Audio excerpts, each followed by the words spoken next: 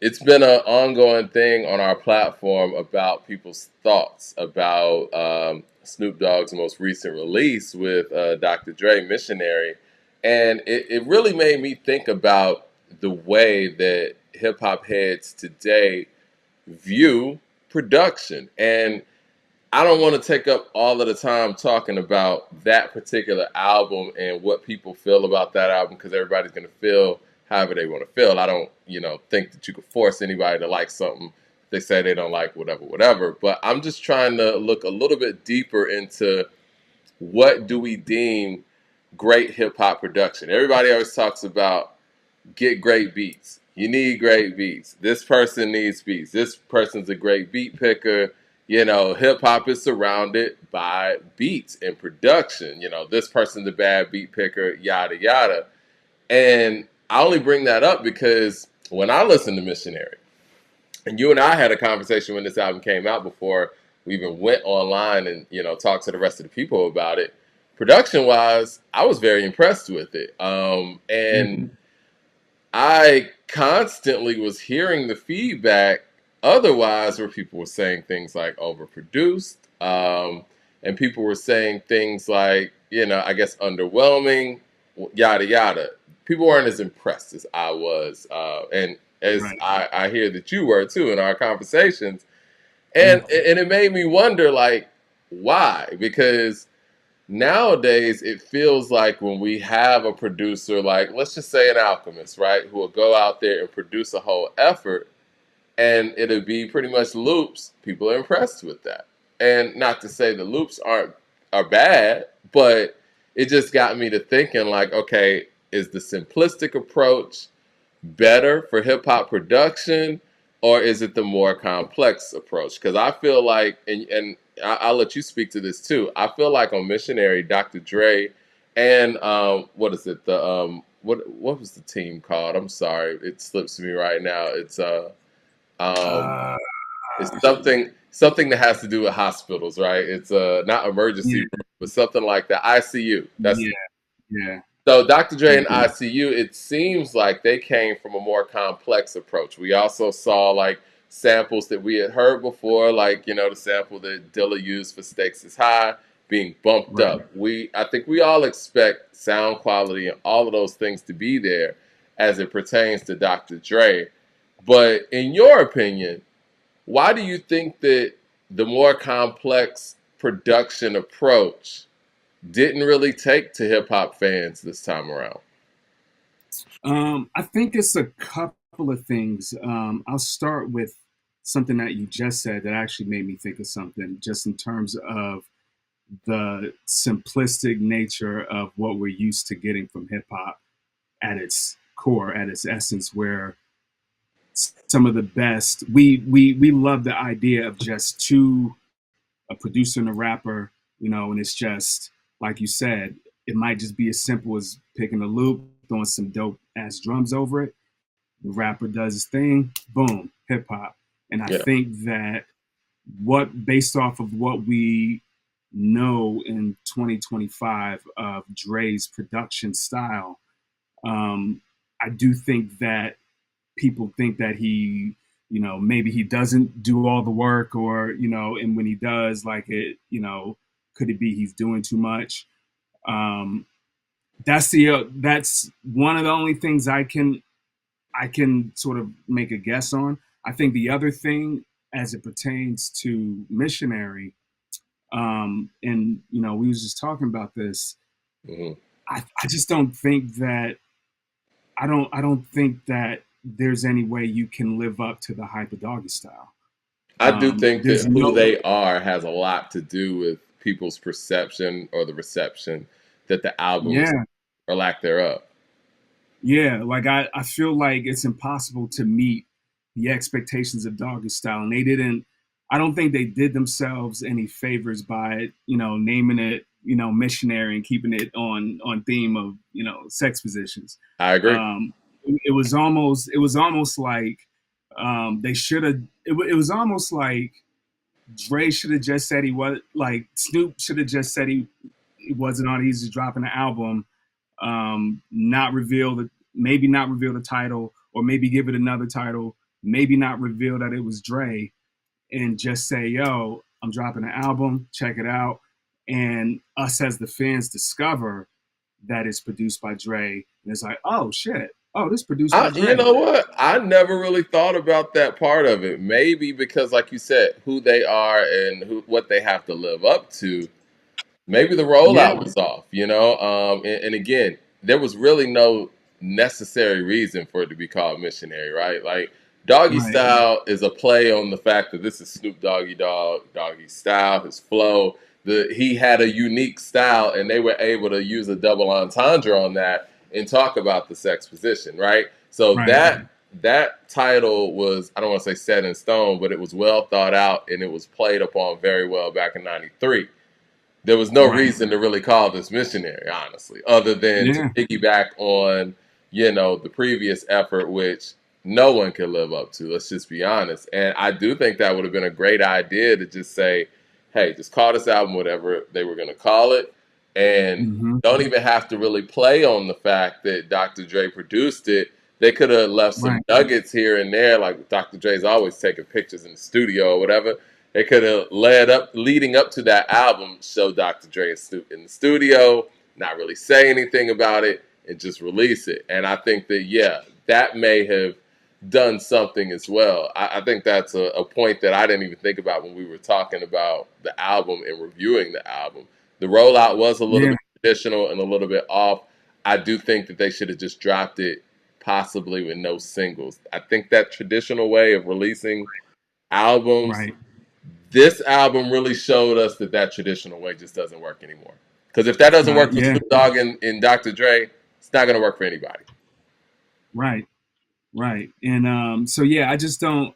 Unfortunately, I just don't think they did any. They did themselves any favors in that way. And like it sucks because we don't like to admit it, but we that's how we consume albums. We Yeah. sort of, especially nowadays, where we go in with the information, and it's partly why sometimes I don't like when artists put out the track listing first, because we then, like, without even hearing the music, we already begin to make assumptions of how it sounds, and we're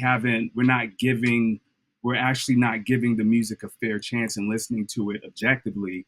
We're listening to it with these sort of preconceived ideas of what we imagine it to be, and when we're doing that, there's no way anybody can live up to those And expectations. you're right. I never really think about that because even in the album era, like, or when I say album era, I mean when we used to actually go to, stores and purchase music, give them money and they give us a disc and then we go and actually play it. No one really was, publicizing a track list before an album. Like you would see the track list when you went in the store and you picked up the album, and that was on you at that point to, make those decisions there. But you're right, Right. when you're putting out the track list out there, it does already give you some level of perceived notions. I think that Travis Scott and a few others are able to get away with this for whatever reason, but they won't show the features on there, and the features just kind of Right. pop up, Right. as you go along. But maybe artists like that don't need to promote features, but I think that's the best way of doing it. But when you put a track list out there, it says featuring 50 Cent, Eminem, and Snoop Dogg, whatever, people are going to go right to that song, or they're going to be talking Yeah. about that song, and they're not really going to listen to the album in the same way that they would listen to it if they didn't know. You know what I mean? Like, Yeah. Well, and I also, so like I think about albums that or at least artists who pulled off successful sequels to monumental albums, and Nas is the only person that comes to mind where he was the only one to successfully pull that off. I think about Raekwon, mhm. Az, and even Redman recently.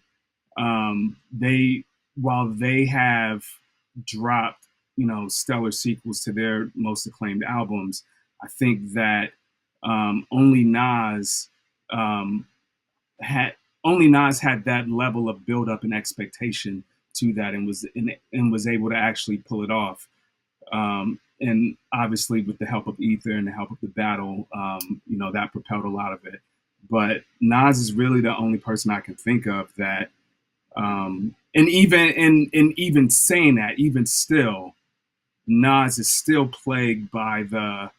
insert album here is not better than Illmatic. You know what I mean? Right. And he's still played with that.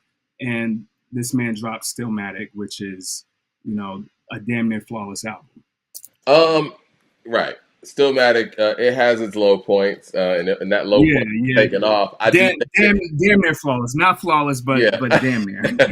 but I do think that him stepping it up another level, like you said, the battle and all that helped. I think doing things like Rewind and just creatively writing and showing that, you know what, I'm still at this level. I love the way that it was called Stillmatic as opposed to Illmatic 2. You know what I mean? Right, And, even though this isn't Doggy Style 2, it's clearly a sequel in many ways. Now, my right. critique, and we'll get back to the production part of it, and since we're talking about the album, I think my critique, with Missionary and my biggest issue with Missionary was the fact that I don't think that, and I'm just going to be honest, I know ghostwriting and all that is very taboo in hip hop right now, or just period. But I would say more so in recent history because of the Drake thing. But yeah, I just Right. think that some of those records didn't sound like Snoop Dogg wrote them, and I don't think that whoever was writing them attempted to sound like Snoop would Yeah. deliver on those records. And I think that's my only critique. And not to say that Snoop's not Mm-hmm. lyrical, Snoop can't rhyme in those patterns, but it's like when something's not really definable with that individual. And if he did write those, my critique for Snoop would be yourself and don't try to rhyme like a person who rhymes in these type of patterns. It's like when LL on The Ripper Strikes Back when he was like, call the paramedics and tell him that he pathetic. His lyrics ain't energetic, as sweet as a diabetic. That doesn't sound like LL to me. You know what I'm saying? Like those Mm. patterns honestly sound like Eminem to me. And Wait a and minute. so That's a and whole so other when people combo.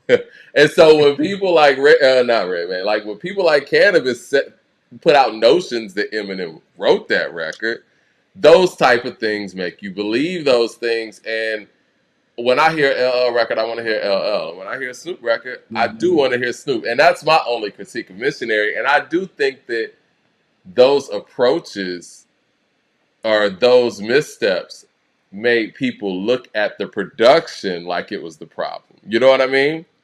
Correct. And Correct. but again, I'm not gonna sit here and say that. I mean, listen, I had no problem with the production. I just do think that when it comes to hip hop production, we're more wowed by the simplistic approach, whereas when it comes to our lyricism, we're more wowed by the complex approach. Right. Right. And where do we meet in the middle? And my biggest question, and my question for you, because you're a hip hop producer, is how do hip hop producers elevate and try new things and new sounds without the criticism that you're doing too much? Um, I think you just have to. End of the day, you just got to do you, and not. There is a level of not giving a fuck that has to set in, and just um, be unafraid to to expand in that way and to experiment. And that's what, to me, this is all an art form to me. And Right. like good art, um, we as artists should be given the liberty to play around and see what works and what doesn't. And that's how we push the boundaries. Now I will say there are also people out, and this is also a valid critique. There are also people who don't care to push the boundaries. They want, they like their meat and potatoes the way they like them. They like their mac and cheese a certain way. Don't go throwing, You know what I'm saying? Crackers and, don't put raisins in the potato salad type shit. You know what I'm saying? There are people who are, they like their hip hop a certain way. And, that's just what it is. And so I think um, as a producer and as an artist, you have to be keenly aware of your audience. You have to be keenly aware of who your music is for and lean into that. And you're not going to be able to, you're not going to please everybody. And, you know, and that's okay. As long as what you're doing is true to you, as long as the sound that you make, as long as the approach is always making the best shit that you can, and you can stand on that, then there's really nothing you can ask for. I think that's it's difficult for older acts like Snoop and Dre, who clearly are making music for a demo that remembers them from a nostalgic value. Because, Mm-hmm. to be honest, the young kids and the younger hip hop listeners, they have the people that they're connected with, and they're probably not going to connect with a new Dr. Dre and Snoop project, and that's fine. Like you said, Dre and Snoop made this album for their base, but when your base doesn't, like you said, your base wants the meat and potatoes and you're trying to elevate, it's normally not the best mix. I think Jay-Z goes through that a lot. And somebody asked me the other day, like, if Jay-Z were to come out with an album in 2025, who would you want to produce the whole album? And I want to ask you that question, and why? Oh man, that's Well, you actually want a to know great what I question. said? Who? Why you think of your answer? I thought about it for a while. I mean, I think that back in the day, Kanye would have been an easy answer, but not right now, right? Not 2025, I don't think. I don't think Timbaland's a good answer in 2025 either. And just kind of just based on what we've seen, what we saw Jay do on 444 with no ID, I thought it would be interesting to, have a full circle moment and let Ski Beats do the whole album and see what That's that looks like. actually Yeah, that's actually where my brain was going. Like I was not Ski Beats in particular, but I was more going back to some someone in that vein, like even like a Ski Beats. I'd even say Clark Kent to a certain degree. But just Rest in peace to someone. Clark Kent. Clark Kent just passed. Uh, I yeah, know. that's not Rest gonna in peace. happen. Yeah, Yeah. Um, but to your point, someone from that school. I yeah, mean, basically, because we're kind of seeing right, or even actually probably Q-Tip. Now that I think about it, I would love to really. see. Yeah, because Q-Tip is so insanely versatile. Like we don't give him enough versatility in his range, or we don't give him enough credit for his range Yeah, and what he's able to do. And to me, that would be an interesting pairing. I can agree with Um, that. And Q-Tip's my guy, and I didn't even think of Q-Tip. yeah, I love I love Q-Tip, and I love what he did with LL, man. I love Yeah, like, and that's sort of what made me think of it, just because that was a pairing that I didn't see together, and then to hear it, it was like, yo, this is like it's really actually really good, interesting. and has LL sounding. It's not a perfect project, but he has LL sounding a way that I've never heard him, and Yeah, I think the biggest challenge, especially for these older artists, is from a producer standpoint, is how can I add to their catalog and not feel like I'm just trying to recreate what they've already done. Where can I find something new within their catalog? And I think Q-Tip did that with LL and Spades, man. now I think one of the biggest victims of the whole production, or he's a bad beat picker, or the producer wasn't the right fit for this artist, is Canibus. We go back to, what was it, 97, 98, when Canibus dropped his Yeah, debut man. album. Was that 97? It was Yeah, 98. 98. A lot was going on in 98. And Yeah. Wyclef was the pick. And I think everybody thought that Wyclef being the pick for Canibus at that time was weird. I Hmm. understood the pick from the sense that Wyclef was one of the biggest producers in the game in 1997. We talk about 97, Right. biggest artists in hip hop with Puff Daddy, Master P, and Wyclef.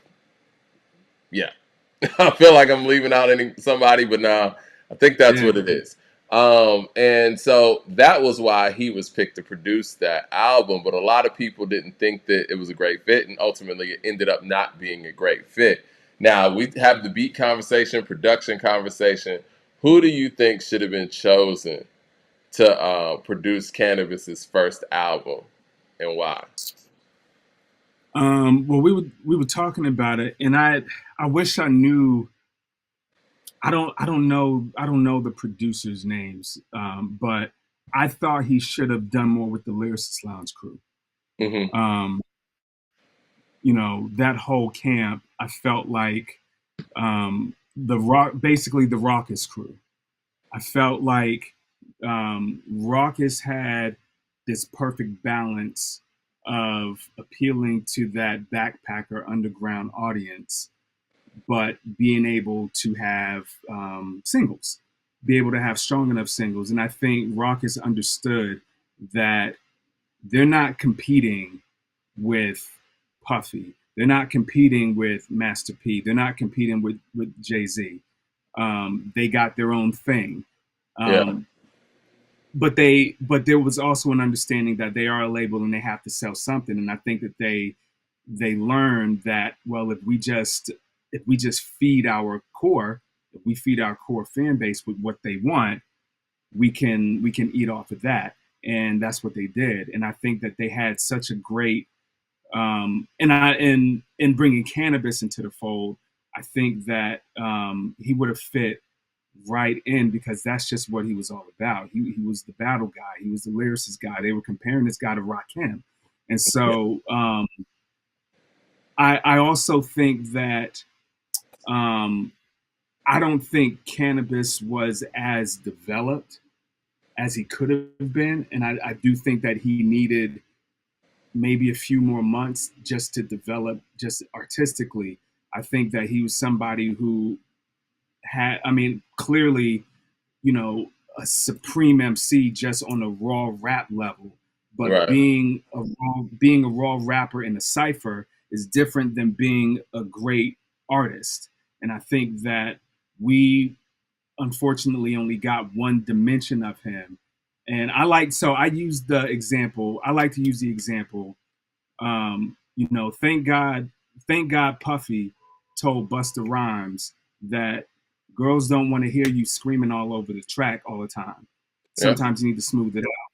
He probably had that Otherwise, we would. conversation with Biggie too. I mean, when you think Yeah, about how transitional Biggie was from Party and Bullshit to Juicy and stuff like that, like, and obviously One More Chance is, he had some coaching. yeah, yeah. And I think that we sometimes forget. We forget the role. So I come from the school of thought that there are beat makers and there are producers. Beat makers make the beat, but sometimes it takes more than just a dope beat. You need somebody who's in there. And I like to look at it like a director for a Hmm. movie versus the actor. And the creative buck stops with the director. As with music, the creative buck stops with the producer. It's the producer's job to know what to do with that beat and to know what to do, how to bring the best out of the artist. And at the end of the day, make sure that we leave the studio with the best possible product. Hmm. And I think in Canibus's case, he needed a coach. It felt like he felt like a one trick pony, and he needed somebody to say, you know what, you might be able to use your voice differently in this way. Maybe let's work on your tone. Maybe we try this subject matter. That's what a producer's for. and to bring it to Dre, I think that's where Dr. Dre shines, where you can say whatever you want about whether or not he made the beat, but at the at the very least, you're gonna leave with a polished product. And I He think made the that's song. he makes the song. Yeah. And so in Canibus's case, I was telling you, like, I would have straight up Jack Pharoah Monch's style. I would have, man, to hear if Canibus had a Simon Says in his catalog, I'm with you on that. you Cannabis know could what I have mean? done Like, Simon Says. Yeah. Canibus could have done Simon Says. Could have. Or Like, something in 'cause that in that realm. he has the point. I don't want to advocate for taking nobody's song, but I think he could have Yeah, made yeah, something in that sure. realm. Do Something you in think that Cannabis could have realm. made Annie Up?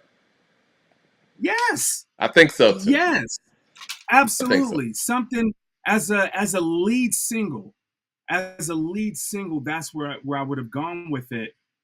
Because ultimately that's what he's about, moving the crowd, being an MC, and that feeds right into that. I would have totally Annie Up, Simon Says, just some sort of anthem to get motherfuckers hype. Yeah. And it was, I think, the first single, because I think Second Round Knockout came out way before the album. I think the official first single though was I Honor You. And it was, I just remember thinking it was such a confusing song for Canibus. You know what I Right. mean? Like the song itself, whatever, but it was so confusing. Like, why are you leading with this song with Canibus? I And I mean, think, both of them. I thought it was bad to lead with a diss record of a legend like that. mhm, I mean, I get it, and maybe in this clout era that may have fared slightly better, but back then that wasn't gonna work, man. Like you coming yeah, to LL Cool J on your first single, like you at least have to lay some groundwork to show why you're eligible to do so, right? Even people are yeah, questioning Joey Badass throwing subs at possibly Cole and Kendrick, and he's been in the game 10 years. You know what I'm saying? Like yeah, this is yeah, somebody who's coming out of the gate who was killing features like at an astronomical rate, going at the time and even at this time. LL Cool J is a legend of astronomical proportions in 1998. Like he was in the game since '85 and nonstop, and there was nobody who had a career like that at that point. And so, right, and he had a sitcom at the time. Like he's everywhere, hmm, Full Gap, whatever. And you're coming out the gate with your first single, dissing LL Cool J. I feel like that was such a mistake, and yeah, I don't know. Well, I know it seems like Wyclef had to have sanctioned that because he is the producer, and this whole yeah, show is about producers and their decisions. And I think that was a huge misstep. And I agree with you. Honor You is not the next look you want for this guy who's right, killing mixtapes. Like, no, yeah. And I don't even know if most people even remember Honor You. That's the thing about it. Like, that song yeah, obviously came and went, but yeah, man. And those are the decisions that a producer makes. yeah, It's the artist and the producer, and it sort of brings it back to, it's more than just the beat. right, It's everything. It's everything. It's the producer's job to oversee all of that and to have the master plan, to have the vision, and to be yeah, able to carry that vision all the way out. And this isn't to bash Wyclef, because I love Wyclef as a producer. Like, I love Wyclef. To me, honestly, it really just felt like they didn't give them enough time. It really yeah. felt like they were trying to strike while the iron was hot with Canibus, because he was murdering everything that moved. And so it felt like they wanted to cash in on that momentum. And sometimes, you know, give him like another 6 months in the studio with other people who might be able to bring something else out of them. Do you think Um, those epic moments on mixtapes and you like compilations like the DJ Clue and all that stuff, do you think those things kind of hurt Canibus in that album making mode, or do you think they just didn't capitalize on what those mixtapes brought? I think the latter. I think they just didn't capitalize on what the mixtapes brought. I think Cannabis did everything he was supposed to do leading up to it, outside of going at LL. I think that we talk about J. Cole's feature run, and it's very impressive. But what Cannabis was doing in '97, man, like "Beast from the East" is my favorite verse of all time. Like that verse is stupid, and it was just he's on the Firms album, he's on Common's album, he's His on music Clues. makes me high remix verse was crazy. Yeah, Everything. yeah, I've never yeah. seen. And I'm so gonna I be honest, man. I'm gonna be real here. Never seen a feature run like that, and I would put mm, Canibus's feature run up against anybody because the yo, caliber of MCs that he was doing this with, like he's on songs with Nas, like he's killing these niggas on. He's killing Redman on Beast from the East. You got right, Corrupt on the Music Makes Me High remix. You got right, all the niggas that's on 4321, Redman, Method Man, hmm, DMX, LL Cool J, Fantastic Four, Pun, Nori at the damn, time, Cam. Like these were yeah, heavyweights and are heavyweights, and he was clearly the elite. I mean, I think about that House of Blues where he was going to LL or whatever, and it was DMX at the table, Mike Geronimo, Mos Def, and Big hmm, Pun.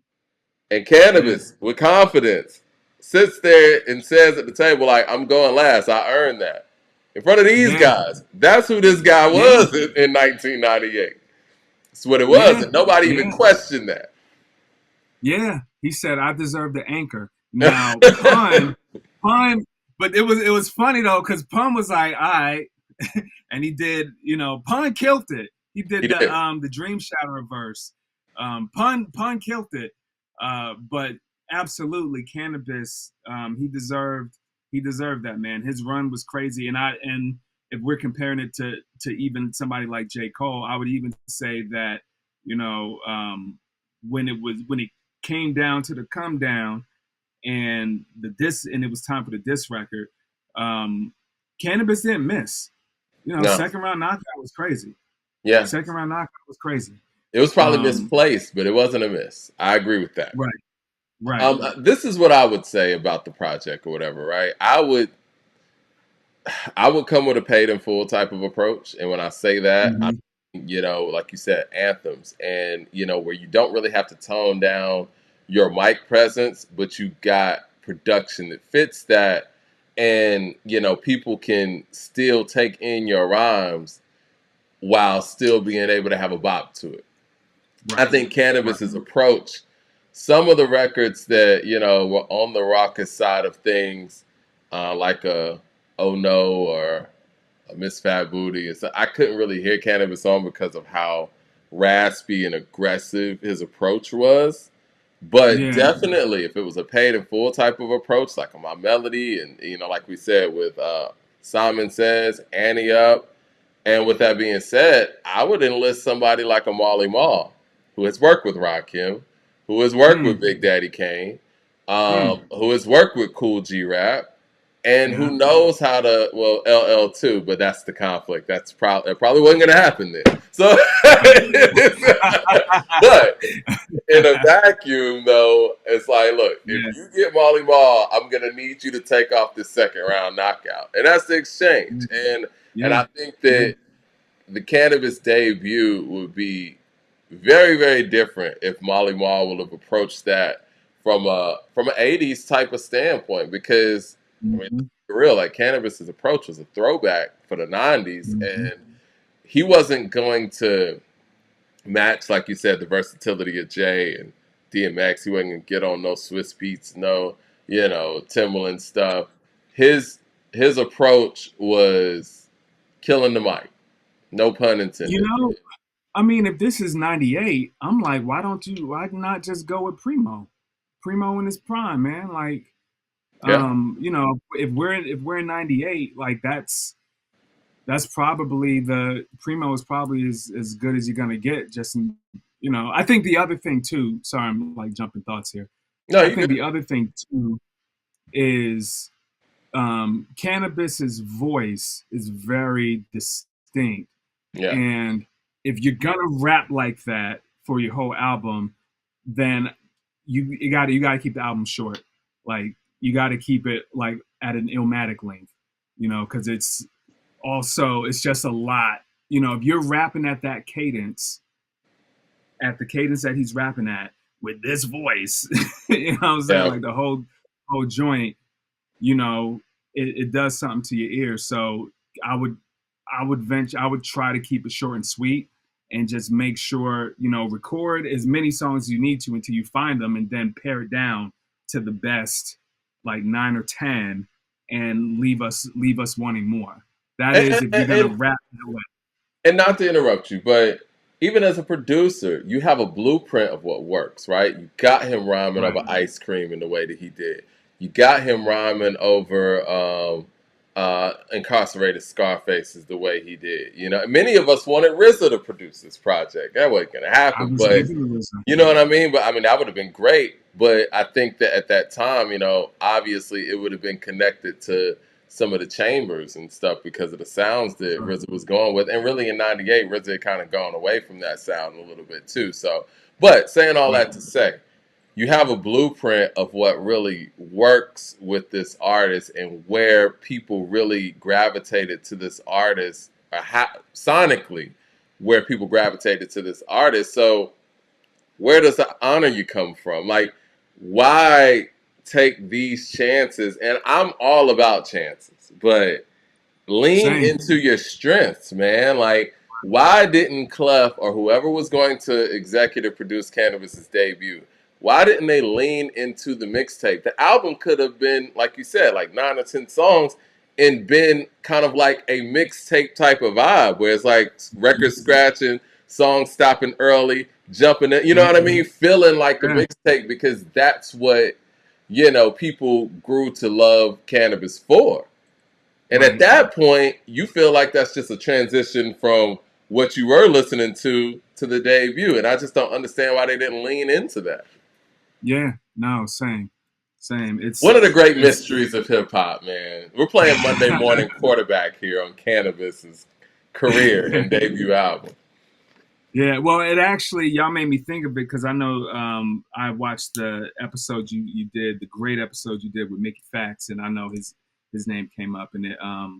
You know, just in terms of great verses, and I always think of Beast from the East, man, and like Yeah. '97 Cannabis is one of my favorite rappers ever. Period. I mean, made me throw Yeah, away mad notebooks, man, back in my rapping days.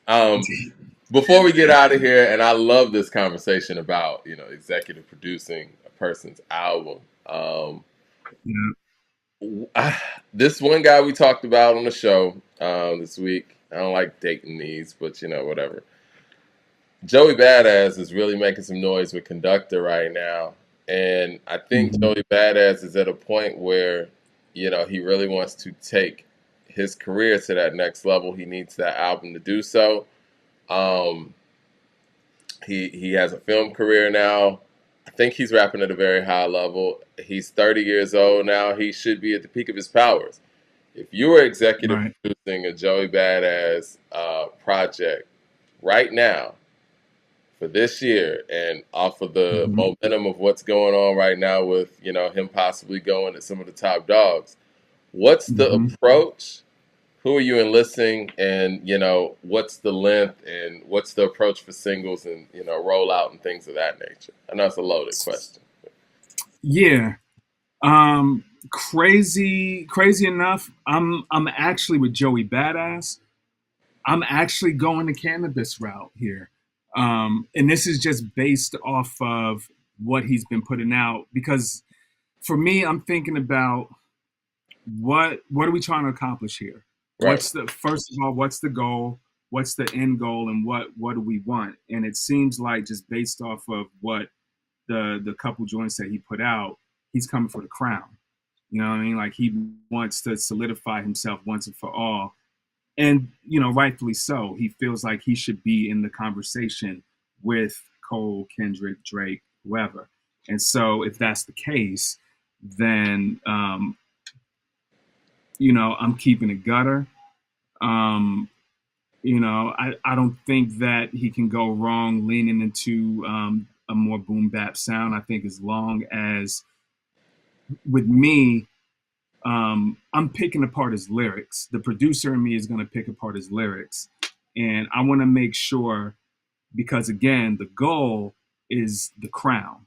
So I'm taking a page out of Kendrick's book, and I'm going to make sure I have an anthem in there. I'm going to make sure we got to have some sort of anthem. And it doesn't have to be, we ain't got to get mustard on the beat, but I want to make sure, we have one song and it can be on the grimy side. It could be on the Simon Says, Annie Up, and those are obviously old references, but just a grimy anthem that may not necessarily peak in top 40, but the hip hop heads fuck with, and it's a classic. I'm gonna That's put what I'm this out thinking. here, and to piggyback on that, I'm gonna let you finish your thought. I don't think it would be a bad idea for Joey to go out there and redo Lex Coop's Beamers in the Benz. I think he could do that successfully. I think that track is timeless enough to recycle. But go ahead. It's already a hit. Yeah. This is how we do it every day. Me and Freaky Ties. I see Joey doing that. The hook's there. Like, it's there. Freddie Lou, my man, Spig Nice. We be getting down representing. Like, I could see Joey doing that shit, man. And then the fact that, you got Freaky Ty, rest in peace, and then you got his guy who, passed away as well. It's like, they could do this, man. Throw Mr. Cheeks on there, paying homage or whatever, and then have a great album, to go with that. You know what I mean? Yeah. And so I think overall, I'm going for the underground classic here for this one. Okay. I'm going for the underground classic. I don't want there to be any question, because again, we're going for the crown. So people will be picking apart your lyrics. People, right. You're out here saying that you deserve the crown on the lyricist level. Okay, let's make sure that the lyrics are top notch. The delivery of those lyrics are top notch, and the beats support that. We don't have to. It doesn't have to. At least for this project, we don't have to.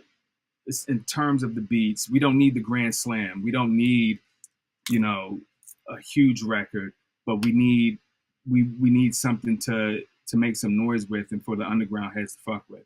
Well, for that to be accomplished, what 3 producers are you enlisting? Oh man.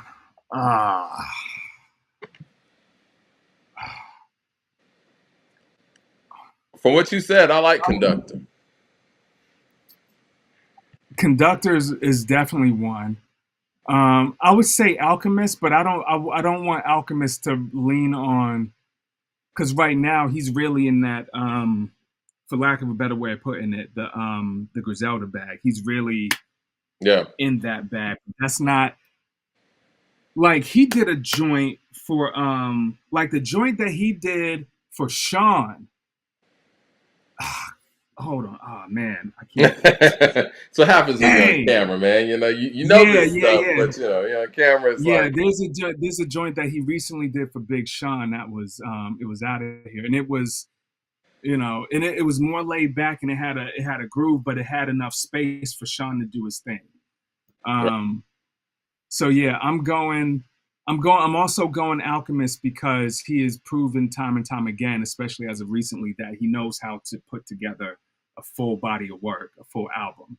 Yeah. And then I might go to Hit Boy as a placement producer to give me that single, because Hit Boy is versatile enough Hit Boy can do anything, and I think that Hit Boy is good. He can obviously craft full albums, but he's also proven himself to be good to sort of see, like, if you play 8 songs from the album, I believe Hit Boy could say, okay, this is what you're missing. Let me cook this up for you. Yeah. You know, but I would probably give it to Conductor and Alchemist to sort of split the bulk of the production, almost like how, and I know it's not rap, but kind of like how Justin Timberlake did with Timberland and Pharrell on his first album.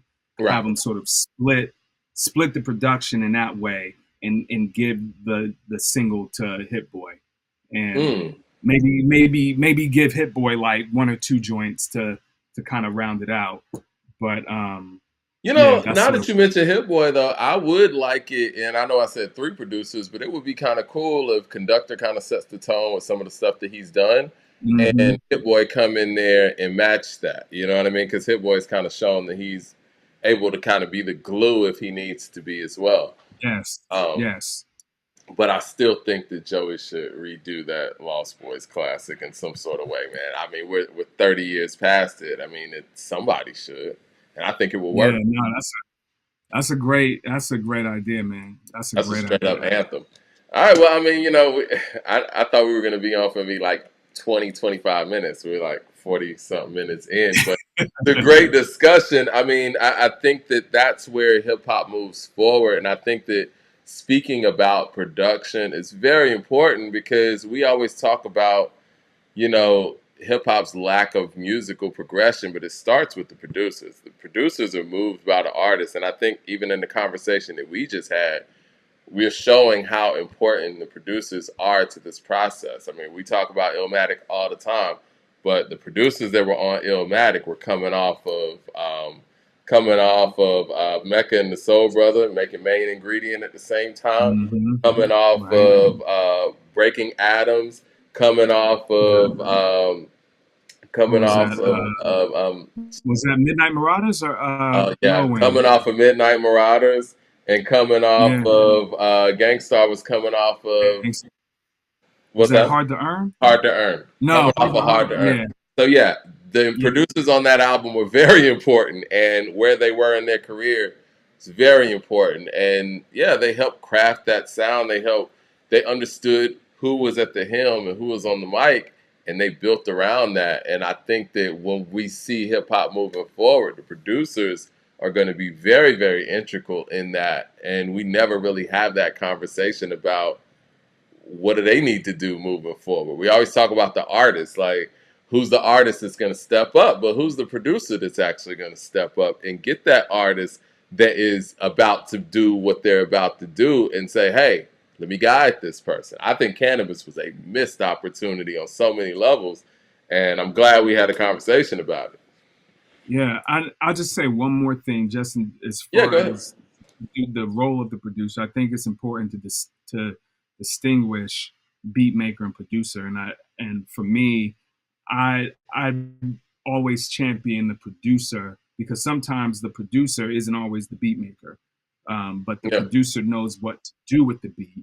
And to me, that's the most important. I think it's the producer's job to be able to know what to do with the beat, know what to do with the artist, make it all come together and leave the studio. Because sometimes, especially now, people are sending in the beats, people are emailing the beats, leasing the beats or whatever. But the person who made that beat might not actually be in the studio, recording it. So for me, I define the producer as the person that's in the studio making the decisions as in facilitating the arrangement, the structure, how, who's coaching the artist. And it might be the artist just doing it on their own. Who knows? I think that there should be a conversation in, the beat maker that's half the job of a producer, it really but is. the other, and it's an important part. Like, you need a dope beat, but you also need to know what to do with that beat.